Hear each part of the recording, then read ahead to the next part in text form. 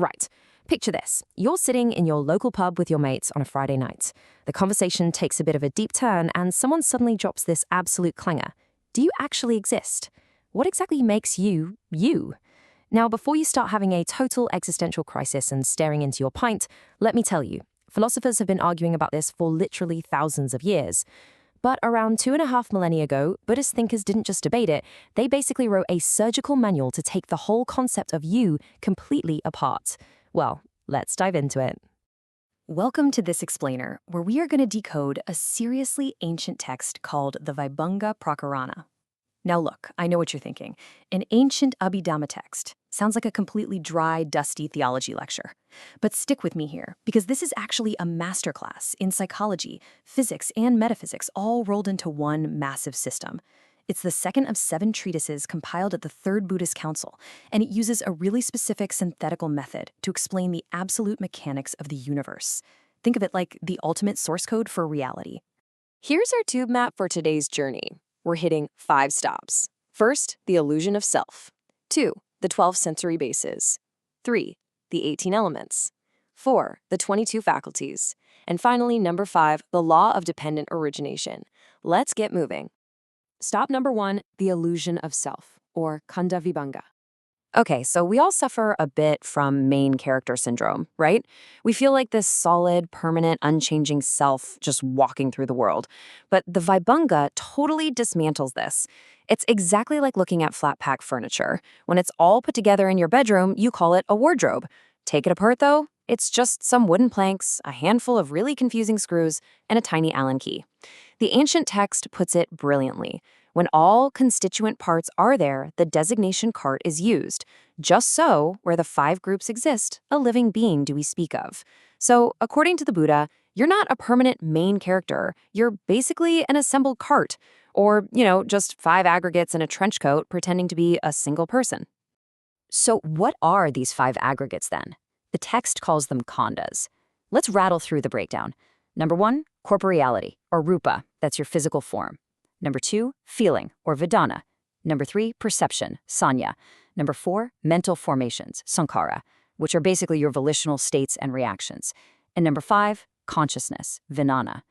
The Buddha used this exact breakdown to prove that if you look really closely at any of these 5 parts, there's nothing permanent or real underneath them.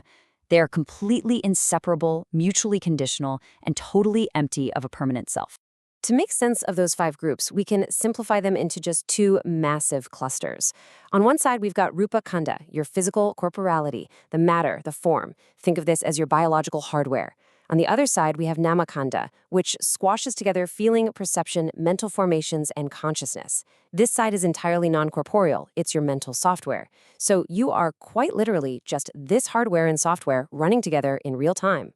Right, let's crack straight into section 2, the 12 sensory bases, or ayatana, and see how this hardware actually interacts with the world. The absolutely crucial point here is that reality doesn't just happen to you, it requires a connection. The text divides these 12 bases into an inner group, your 6 organs of sense perception, and an outer group, the 6 corresponding sense objects. You've got your eye, but for visual reality to actually happen, it needs a visible object. Your ear needs sound. Your mind needs a mind object. Think of it exactly like using an Oyster card on the London Underground. Your eye is the yellow card reader, and the visible object is the Oyster card. Unless the two actually tap against each other, beep, the barrier doesn't open, and that specific moment of reality simply doesn't register. Which takes us deeper down the rabbit hole to section 3, the 18 elements, or Dhatu Vibhanga. Now, the whole goal of this Dhatu concept is to completely deny any permanent eternal soul or Atman. The Abhidhamma slices our existence into even thinner constituents, 18 of them. That is the exact number of distinct exclusive elements the text enumerates to classify all of reality. And the rule here is incredibly strict. Each of these 18 elements bears its own intrinsic nature. No 2 elements are the same, and you absolutely won't find 2 different characters inside one single element. It's just a brilliantly precise classification system. To make sense of the 18, they're grouped into 3 hexads, groups of 6. First up, the physical and mental base elements: earth, water, fire, air, space, and mind.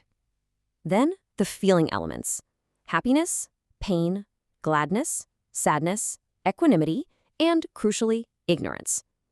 Finally, the behavioral elements, driving our actions: sensuality, ill will, violence, renunciation, hatelessness, and nonviolence. Think of these as the ultimate mixology ingredients. Every single experience you will ever have in your entire life is just a temporary cocktail of these specific ingredients mixed together. Moving on to Section 4, the 22 faculties. Welcome to the control room of your mind and body. The ancient word here is indriya, which literally translates to controlling power or controlling force. If the elements we just talked about are the individual parts of a car engine, these 22 indriya are the absolute controlling forces driving this entire biological and mental machine forward. The text divides these 22 faculties into 5 subgroups, and honestly, the sheer range of them is staggering.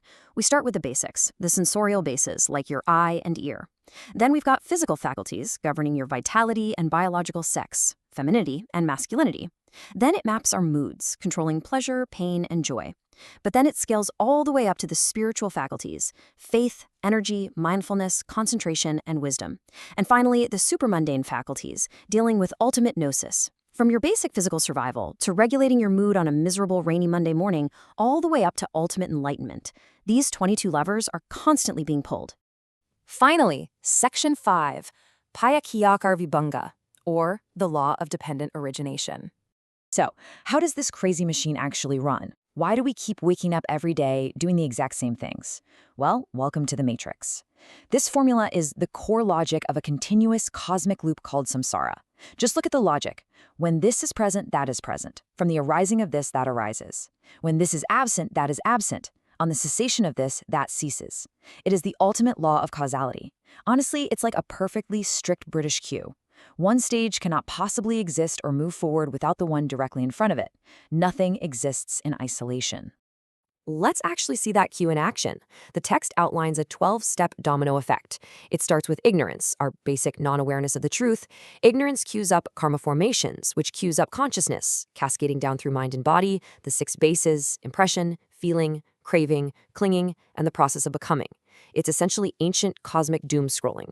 This inevitably leads to birth. And what does birth lead straight to? Old age, sorrow, despair, and death. It's a relentless domino effect that generates the whole mass of suffering again and again. The only way to stop the dominoes from falling at the end is to take away the very first one: ignorance. Which brings us to a truly massive claim from the ancient teachings. Whoso understands dependent origination understands Dhamma. To wrap your head around this incredibly complex, interconnected loop of causes and conditions is to understand the entirety of the Buddhist teaching.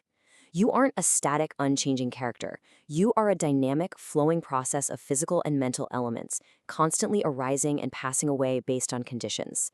So the next time someone at the pub asks you what makes you, you can cheekily tell them you're just a temporary collection of 5 aggregates, 12 bases, and 18 elements, caught in a 12-step causal loop.